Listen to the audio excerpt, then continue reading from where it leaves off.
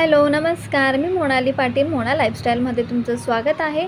तर माझे व्हिडिओ आवडतच असतील तुम्हाला तर प्लीज चॅनलला सबस्क्राईब करा।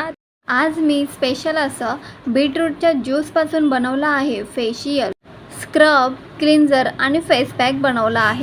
पहिले तर मी स्क्रब बनवला आहे। त्यासाठी 2 चम्मच ज्यूसमध्ये 2 कॉफी पावडर मिक्स केल्या, चांगल्या मिक्स केल्या आणि असं चेहऱ्याला लावल्या आणि अशाच या स्क्रबने स्क्रब केला। तर मी 5 मिनटं तरी स्क्रब करत राहिली आणि पूर्ण असं स्क्रब केलं व्यवस्थित छान असं। त्यानंतर चेहरा धुतला, थोडासा असा फरक जाणवला नॉर्मल असा।